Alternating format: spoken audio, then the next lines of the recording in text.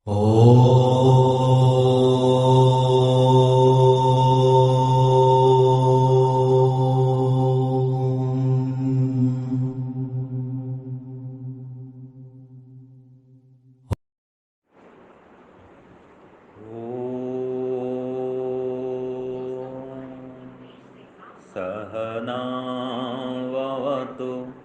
सहनौ भुनक्तु सह वीर्यं करवावहै तेजस्विनावधीतमस्तु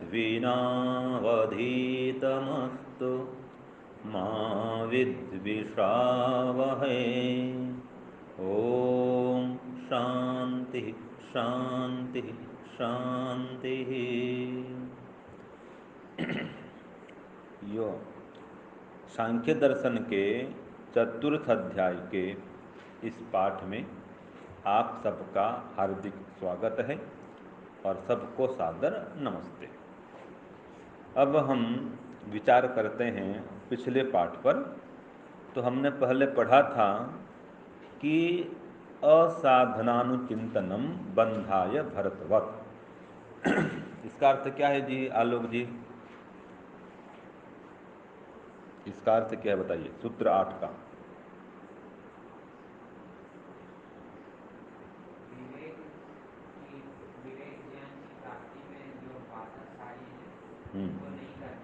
ठीक बात। जैसे कि भरत राजा ने वो हिरण के बच्चे को पाला, फिर उससे आसक्ति उत्पन्न कर।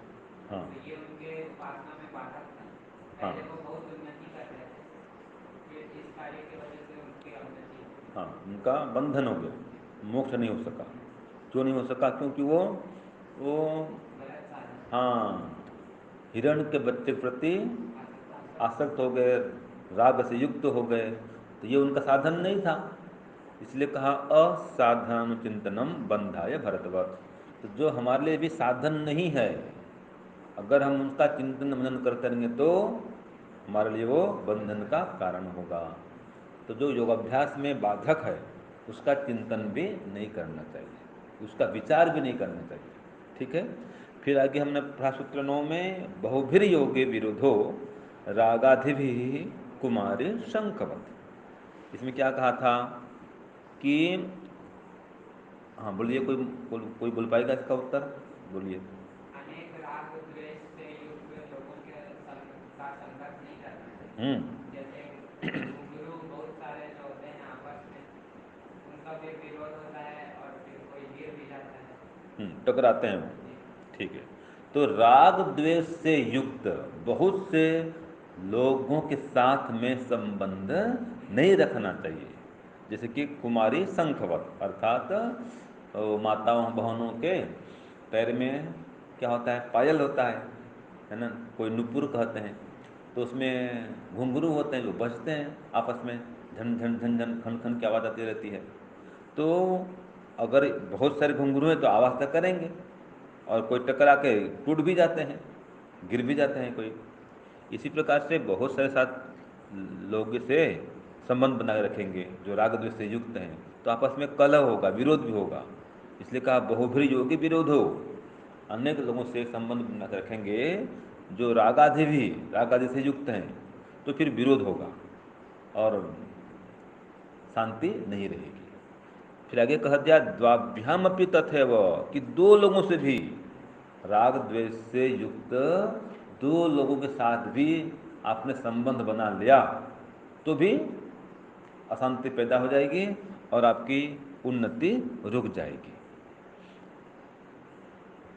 तो दो लोग से भी युक्त होकर के आप न रहें। अगर राग द्वेष से युक्त हैं तो सबसे अच्छा क्या कहा इसके अनुसार? अकेला रहें, मौन साधना से युक्त रहें।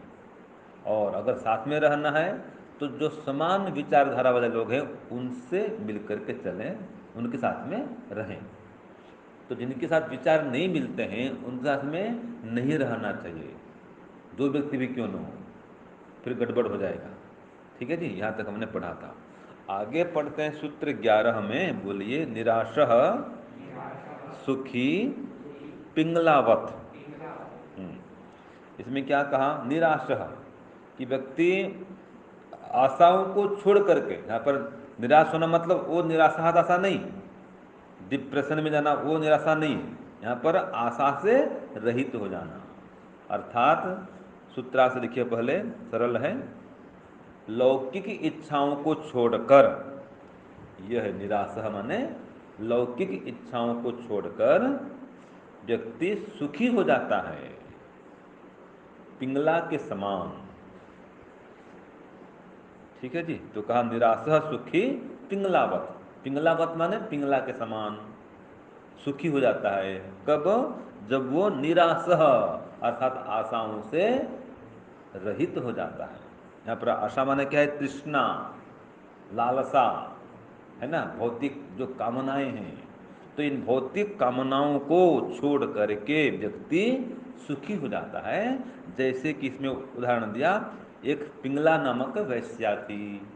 तो कहानी शुरू होती है कि पिंगला काचिद वैश्या तादृशे काले अभूत यदा सदाचारस्य प्राधान्यम आसीत्। देखो उस समय में, किस समय में? यदा सदाचारस्य प्राधान्यम आसीत्, जब सदाचार की प्रधानता थी, सभी लोग सदाचारी थे। ऐसे काल में कोई एक वैश्या हुई थी, पिंगला नाम की वैश्या। तो वो जो समय था कैसा था?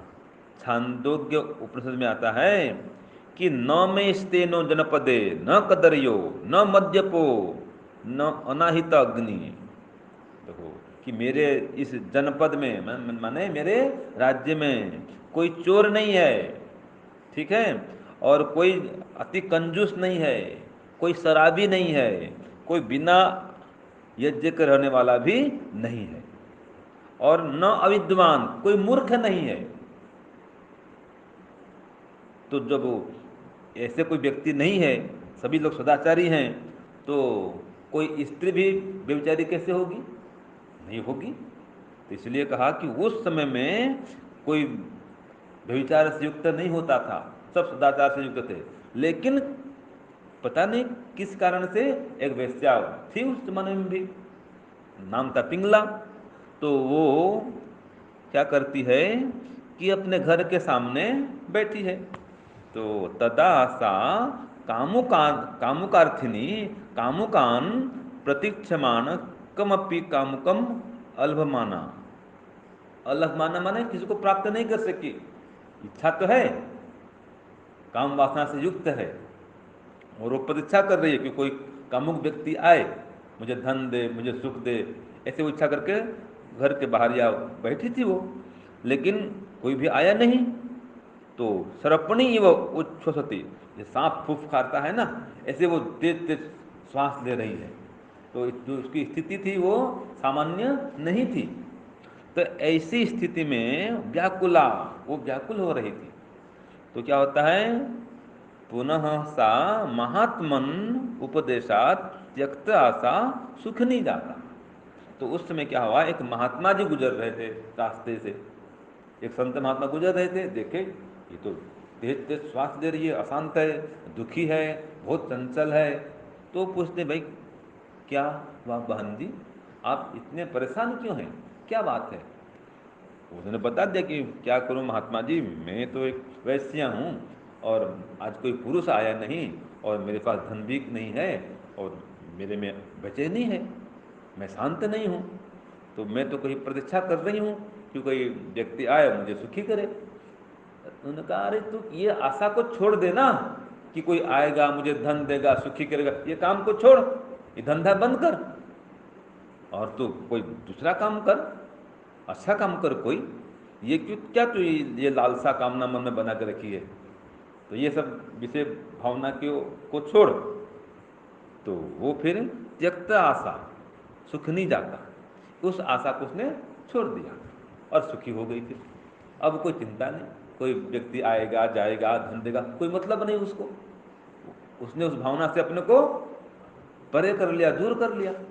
तो यह है निराशा, उन लौकिक भौतिक विषय भोग की आशाओं को, कामनाओं को छोड़ करके वो सुखी हो गई, जो पिंगला नामक वैश्या थी। इसी प्रकार से जो विवेकी व्यक्ति होता है वो लौकिक इच्छाओं को छोड़ करके सुखी हो जाता है। तो यदि आप सुखी होना चाहते हैं तो इन भौतिक सुखों की इच्छा को छोड़ दो, लौकिक इच्छाओं को छोड़ दो और सुखी हो जाओ। इसलिए कहा यच्च काम सुखम लोके यच्च दिव्यम महत् सुखम तृष्णाक्षय सुखस्यैते नार्हतः षोडशीं कलाम। ये योग दर्शन के व्यास भाष्य में आता है 242, अर्थात दूसरे पाद में सूत्र नंबर 42। इसमें कहा यच्च काम सुखम लोके, जो कोई भी काम सुख है संसार का, कामनाओं की पूर्ति से जो सुख मिलता है अथवा विषय भोग के द्वारा जो सुख मिलता है, तो ये जो सुख है काम सुख है अथवा जो और भी कोई दिव्य सुख है, महान सुख है, तो ये सुख एक तरफ रख दिया गया। विषय भोग का सुख है, कामनाओं की पूर्ति से होने वाला सुख है, और कोई दिव्य सुख है, हवाई जहाज में उड़ने का, मस्त खाना पीना मजा मौज करने का, ये जो कोई भौतिक सुख है ये एक साइड में। और एक साइड में है तृष्णा क्षय सुखस्य, तृष्णा का क्षय हो गया, अब कोई तृष्णा नहीं, कोई मन में भावना नहीं विषय की, कोई कामना नहीं। तो इन तृष्णाओं के हट जाने पर, नहीं रहने पर जो सुख मिलता है, ठीक है जी, जो प्रकार सुख हो गया, एक सुख क्या था, विषय भोग का सुख, ठीक है, और एक सुख क्या है, कोई तृष्णा ही नहीं है, विषय भोग की भावना नहीं है, तो इसमें भी सुख मिलता है, कोई अशांति नहीं है, मन में शांति बनी हुई है। तो इस तृष्णा के नष्ट कर देने पर, इसके क्षय हो जाने पर, तृष्णा क्षय सुखस्य, तो इसके क्षय होने पर जो सुख मिलता है वो सुख है इतना अधिक है, इतना अधिक है कि न अर्हतः षोडशीं कलाम, इसके 16वें हिस्से के बराबर भी वो काम सुख नहीं है।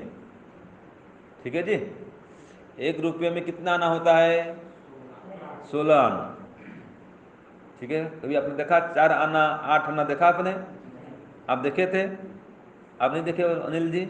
हाँ, पहले तो 4 आना 8 आना, उसमें फिर नमकीन मिलता था और चॉकलेट टॉफी जो आप आजकल खाते हैं आप लोग, ये सब मिलता था। 5 पैसा 10 पैसा, हाँ 20 पैसा, चवन्नी अठन्नी बोलते थे उसको। ठीक है, हैं, चवन्नी मैंने 4 आना, अठन्नी मैंने 8 आना, यही तो है। फिर हैं, 1 रुपया नहीं, 1 रुपया का आधा जो होता है वो होता है 8 आना, अठन्नी, हाँ, और चवन्नी मैंने उसका चौथा हिस्सा, हाँ 4 आना मतलब आधा हिस्सा, हाँ ये वो तो एकदम 5 पैसा बस, 100 पैसा, 100 पैसा का 1 रुपया होता है। ठीक है जी, 50 पैसा ये अठन्नी है, ये 8 आना है, और 25 पैसा ये चवन्नी है, और 12 आना माने 75 पैसा। ठीक है ना जी, तो इस प्रकार से ये जो सुख है संसार का काम सुख, तो उसके 16वें हिस्से के बराबर भी नहीं है।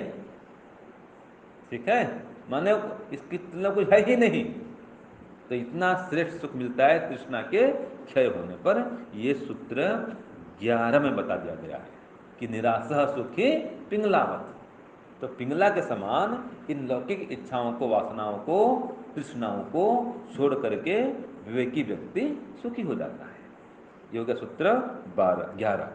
अब पढ़ते हैं सूत्र 12, पढ़िए। अनारंभे अपि परगृह सुखी सर्पवत्। आप लोग बोलिए, जो आप सुन रहे हैं पाठ को, मैं बोल रहा हूं और आप लोग सुन रहे हैं ऑनलाइन में, जो हमारे विद्यार्थी हैं सत्य प्रकाश पाठशाला के, तो आप सभी लोग भी बोलिए, सुनते हुए बोलते जाइए। अनारंभे, हाँ, अपि परगृहे सुखी सर्पवत्। हाँ, तो ये जो हमारे विद्यार्थी हैं आर्ष गुरुकुल के और सत्यार्थ प्रकाश पाठशाला के, जो हमारे व्हाट्सएप ग्रुप में जुड़े हुए हैं, तो आप सब विद्यार्थी भी इस प्रकार मेरे पीछे पीछे बोलें। अभी मेरे पास बैठे हैं सामने दर्शन योग महाविद्यालय के ब्रह्मचारीगण, तो जैसे ये लोग बोल रहे हैं वैसे आप लोग भी बोलें, जो हमारे ऑनलाइन विद्यार्थी हैं जो सुन रहे हैं वही बोलें। तो क्या बोलेंगे? अनारंभे अपि परगृहे सुखी सर्पवत। तो इसका अर्थ क्या है? लिखिए, सूत्रार्थ लिखिए पहले, सूत्र 12 का। अपना घर न बनाकर, सभी विद्यार्थी लिखेंगे और आपकी परीक्षा भी होगी, इसलिए इसको लिखें और इन सूत्रों को याद भी करें।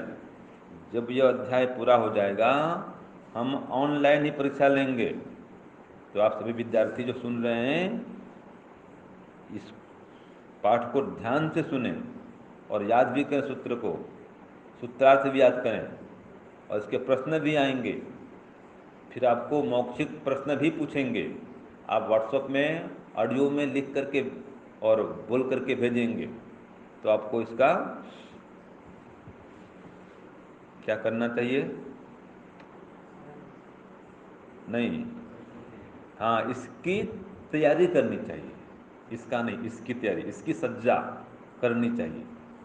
ठीक है, ये मैं कह रहा हूँ अपने विद्यार्थियों को जो व्हाट्सएप में पढ़ते हैं मेरे पास में। हाँ जी, ये तो बहुत सारे विद्यार्थी उसमें हैं। अब जो परीक्षा देंगे उनको हम सर्टिफिकेट भी देंगे। ठीक है, पूरा संघ शास्त्र पढ़ाएंगे उनको हम। तो क्या लिखे जी सूत्रार्थ में?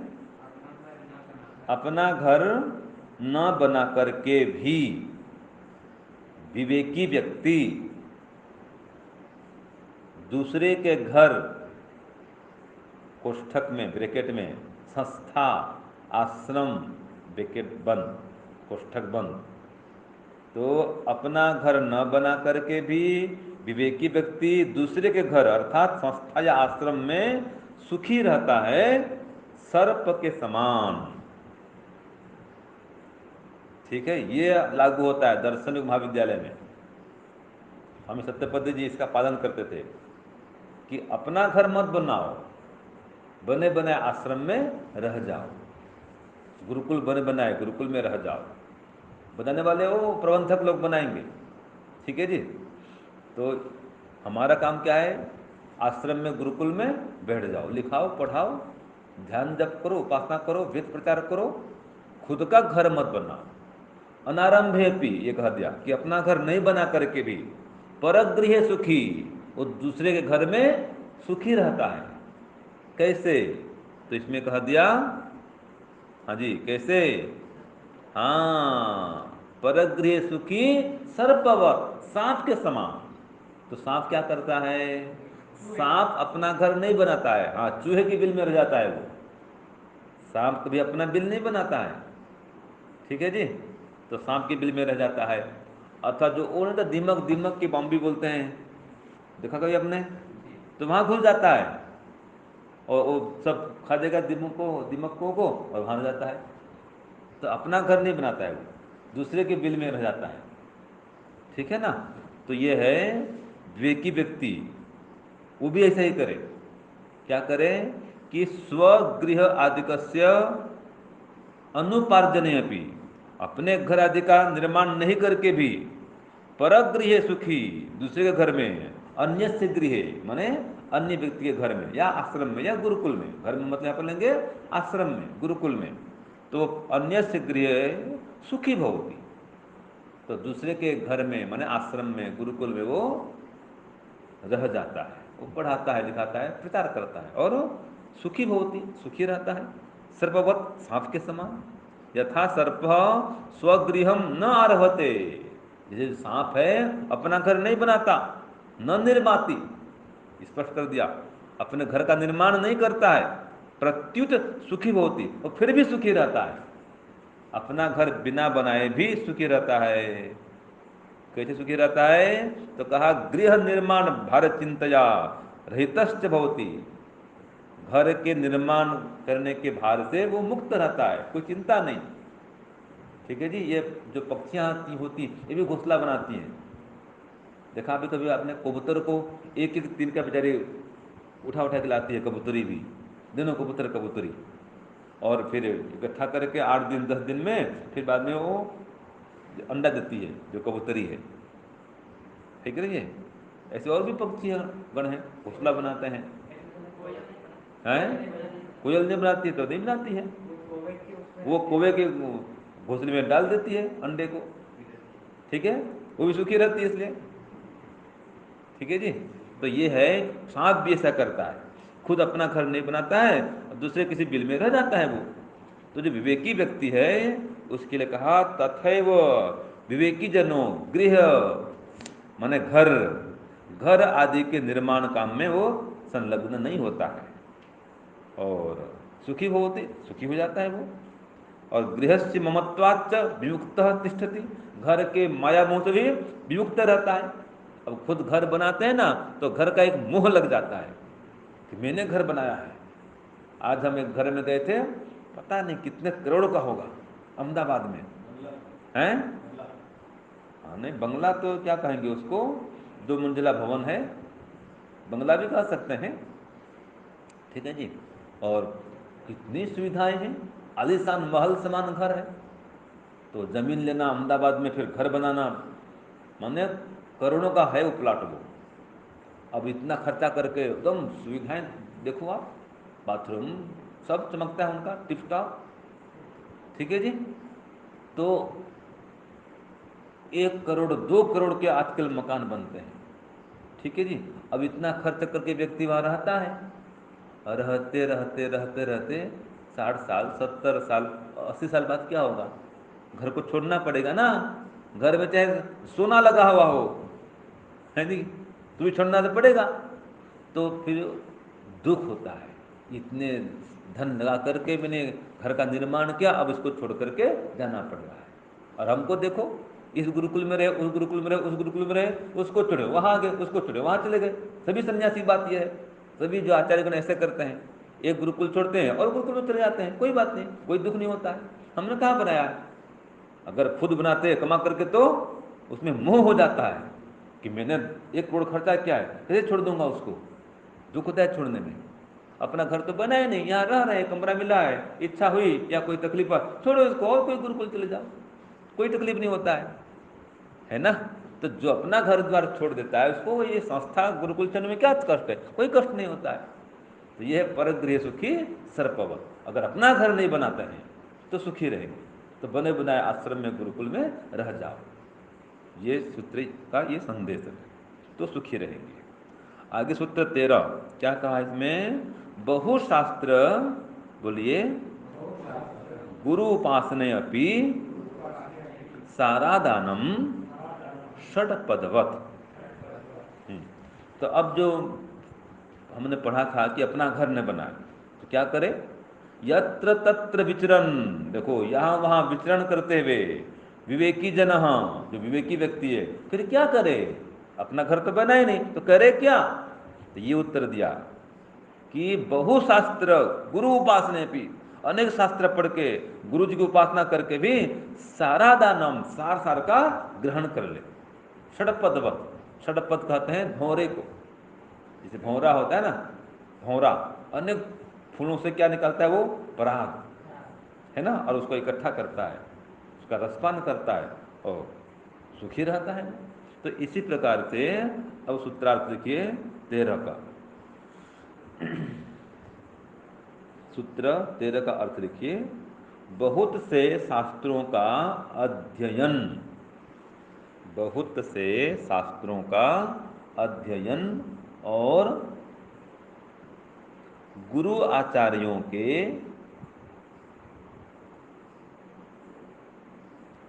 सत्संग करने पर भी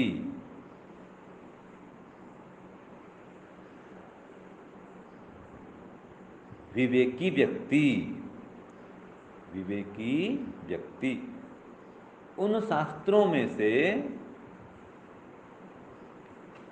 सार सार बातों को ग्रहण करे, भौरे के समान। किसके समान, भौरे के समान। तो यही भाष्य में कहा है कि अनेक शास्त्राणाम अध्ययनात् तथा गुरुनाम संवेशनात् संसेवनात्, कि अनेक शास्त्रों का अध्ययन करने से और गुरु जी की सेवा करने से भी और सत्संगातपि, सत्संग करने पर भी वो क्या करे, अनेक गुरु पास गया है, ठीक है, अनेक शास्त्रों का अध्ययन किया है, तो भी कह रहा है कि भ्रमर इव, भंवरे के समान सारस्य ग्रहणम कुर्यात, सार सर का ग्रहण कर ले। क्योंकि कितने सारे शास्त्र हैं, ठीक है जी, क्या आता है कि अनेक शास्त्रम, बहुत सारे शास्त्र हैं, और क्ली शब्द सारम, कितने शब्द भंडार है, शब्द भंडार भरे पड़े हैं, शब्द रूप धातु रूप देखो, संस्कृत देखो तो आप, है कि नहीं है? ऐसे कितने प्रकार के ग्रंथ हैं दुनिया में। तो क्या करें, उन सबको पढ़ करके उनके सार सार का ग्रहण कर ले और उस सार को जीवन में उतार ले।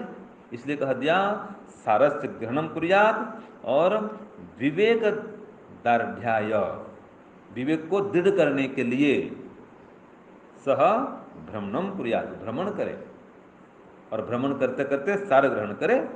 यथा भ्रमरः पुष्पेभ्य सारम रसम गृह्णाति, जैसे भ्रमरः माने भौरा, भ्रमर भौरा, वो क्या करता है, अनेक पुष्पों के पास जाता है, फूल, गुलाब है, चंपा है, चमेली है, ठीक है, अनेक पुष्पों पास जाएगा, फल फूलों पास जाएगा और उनका रस लेगा। तो अनेक पुष्पों के रस से वो युक्त होता है, रसपान करता है।